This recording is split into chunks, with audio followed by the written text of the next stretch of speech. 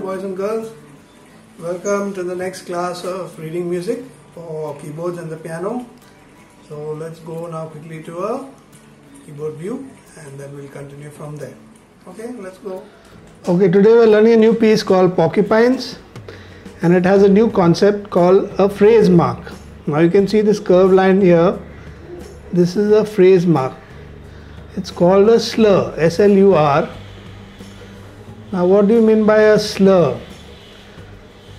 A slur or phrase mark divides the music into sentences.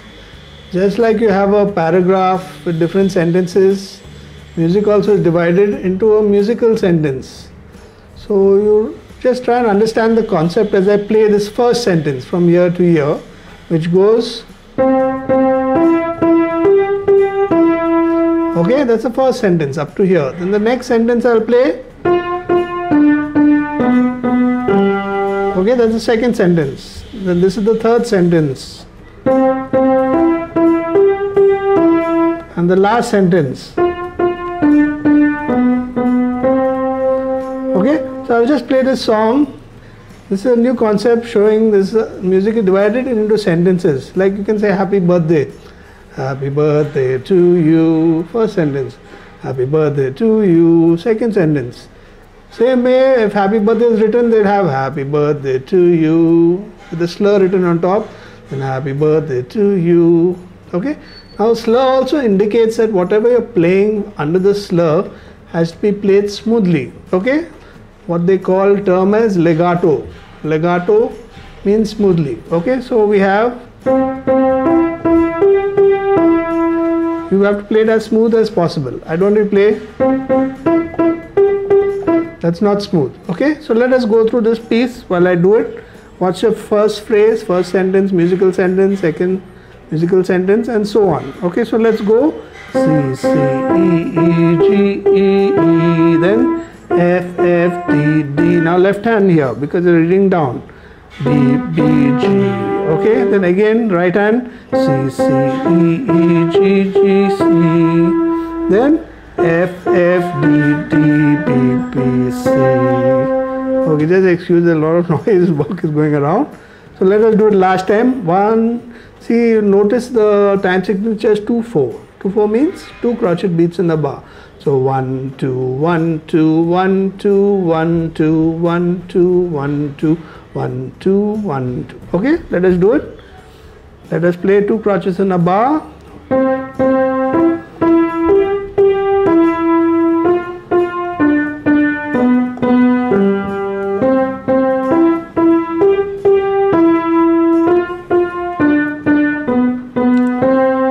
Okay, that's it. Let's do another lesson now with a new concept. Today we come up with the concept of rests. Now, as you play a note, there are parts of music where you don't play. Okay, so I can play a tune. Now, if you notice in between there are parts where I'm not playing. Off. Off. Okay, so that part also is indicated in music. Just like a note is indicated, like this is a G note crotchet, which I have to play for 1 beat. Same way, there are notes. Rather, there are symbols that show that I don't play for how long. Like a note says, a crotchet note says, play for so long. This is a crotchet rest. Minim rest says, play this note E for 2 counts. Okay.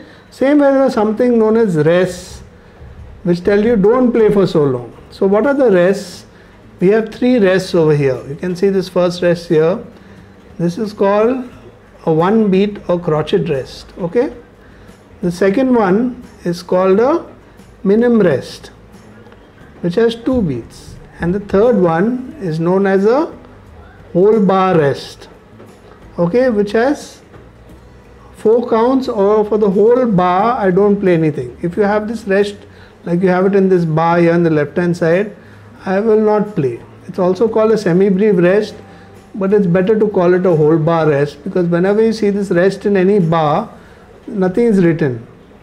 Okay, so let us see this rest now at the bottom. My right hand is playing here, but my left hand is resting for 4 beats. because this is a whole bar rest, so this whole bar won't play.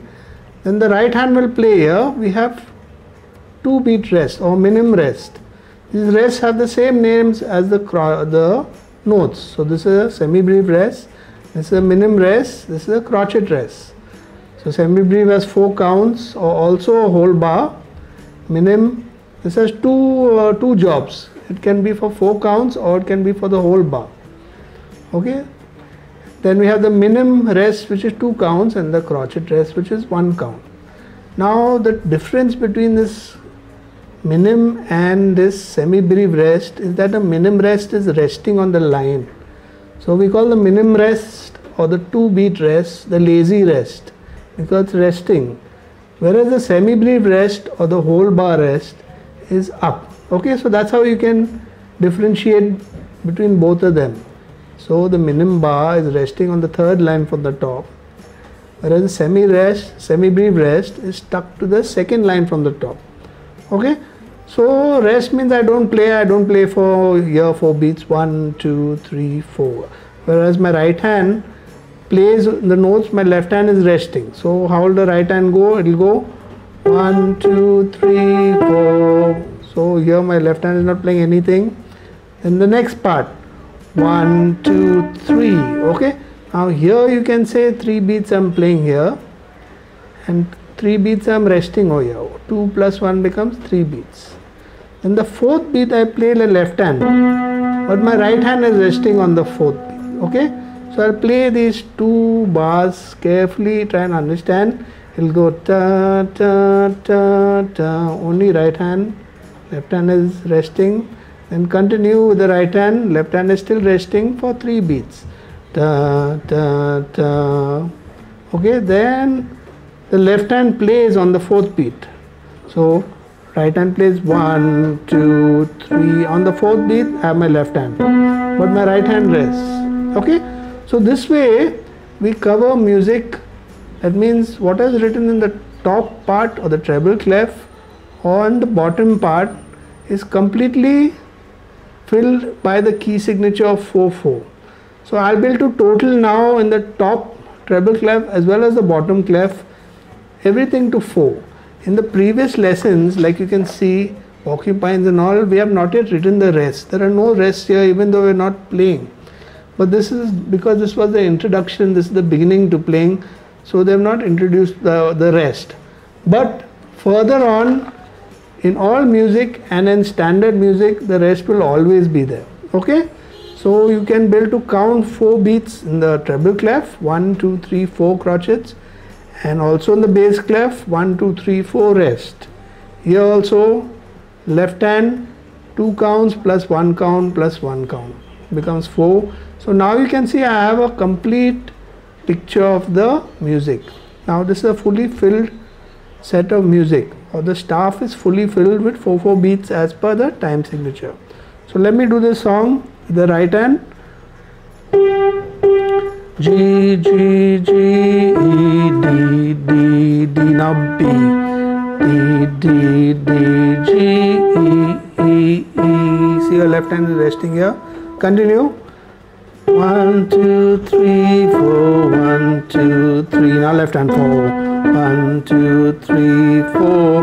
1, 2, 3, 4. Okay. So this is a song indicating rest. And further on in all the music there will be always rest. Also notice the phrase marks or the slurs. So let us check whether they do make a musical sentence. Da, da, da, da, da, da, da. That was the first sentence. Then second sentence starts from here. Da, da, da, da, da, da, da, da. Second sentence.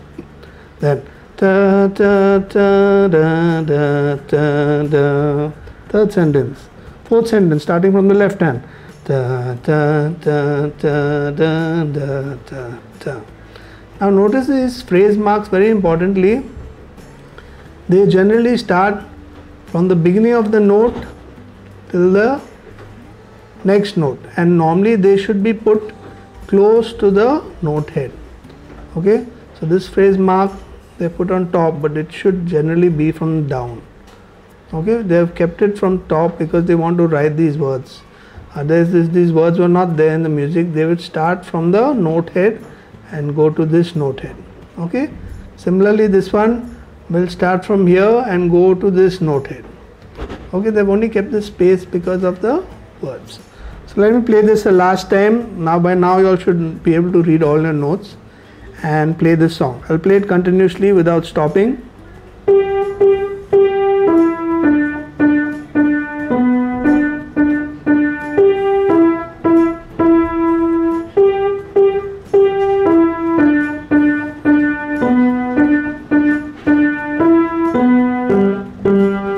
Okay, so that was the next lesson. Okay, boys and girls, till the next time, we'll go on till and continue reading. Bye.